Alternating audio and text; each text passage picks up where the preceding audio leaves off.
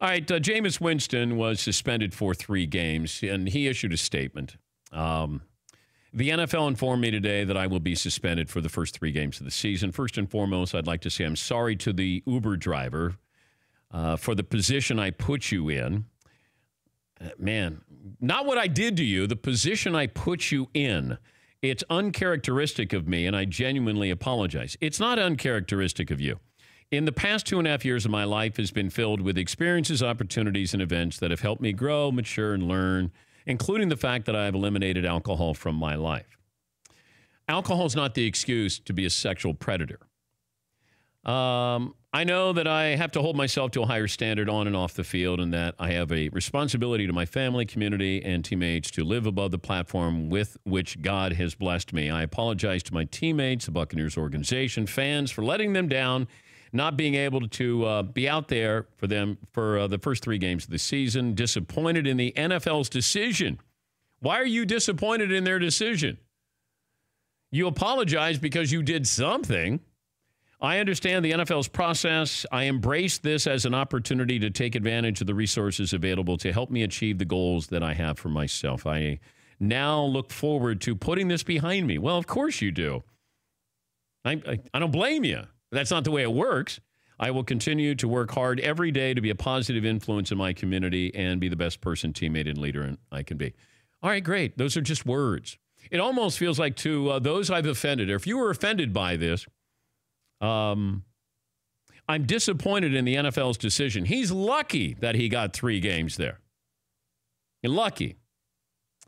Plus, the NFL did not want to have this drag through the courts, once again, something off the field, and then it gets ugly. The fact that he pseudo-cooperated, because he didn't originally. Remember that he lied about it, and that his witness lied about it as well. Now, he doesn't mention the Uber driver being a female here. It's just, I'm sorry to the Uber driver for the position I put you in. What, that you grabbed her crotch? What position did you put her in? The position that she had to come forward, have somebody believe her, have 2 guys who said that it didn't happen, that that there were other people in the car, like that position, and perhaps that she'll sue you now in a civil court. But this is, if you're going to craft a statement to say, let me just throw some stuff out there and be a little bit vague and not indict myself. Yeah, I'm disappointed in the NFL's decision, but I understand the process. Okay. And it's just words here, Jameis. It's just words that you put down here. This doesn't mean anything. It's a start. But, blaming alcohol for putting you in the position you're in, saying this is uncharacteristic, is not accurate. Yes, Paul. On November 17th, Jameis Winston responded to the story saying, quote, "The story falsely accuses me of making inappropriate contact. This accusation is completely false. Yep. I believe the driver is confused who was sitting next to her. I did not make any inappropriate contact, and so why would he apologize? Because 6 months later, he actually used the words categorically deny in November. The problem, though, is how the NFL presents this. That, everybody's dressed in pink in October because, the women mean so much to the NFL. All it is a marketing ploy. It's just you're selling gear. That's all it is. You have women who make up a larger portion of the audience of the NFL than you might expect. And you want to get them, cater to them. Great. I mean, they don't do prostate cancer month, right? I mean, they're doing something to, it's marketing ploy. And then you have this where you can make a statement here. Ezekiel Elliott fought you on this.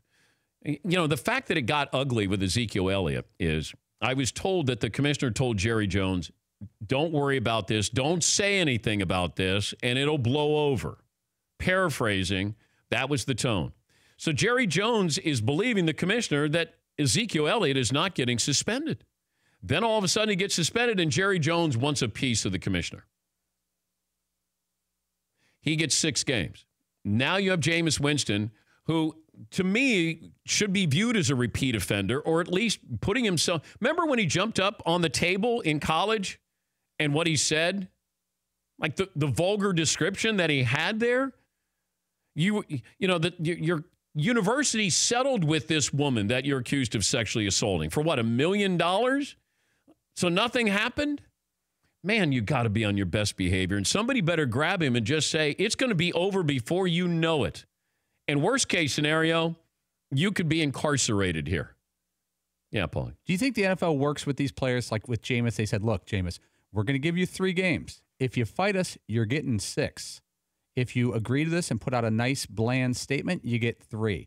And it's all negotiated behind the scenes, and then they unveil it together. You cooperate. Yeah, so, I mean, it's like 3 if you respect us and don't fight this and don't file an appeal. 6 if you do. But I was told that this wasn't viewed as a sexual assault. And do not compare Jameis Winston with Tom Brady deflating footballs or Ezekiel Elliott. I was told that last night by a source because this is viewed differently, and it wasn't viewed as sexual assault like Ezekiel Elliott's was. And I went, man, I guess I don't know what a sexual assault is. I'm guessing if you're grabbing somebody's crotch against their will while they're driving you and you're liquored up, what is that? It's inappropriate behavior? I would love to know what her definition was. What did she think of what Jameis Winston was doing?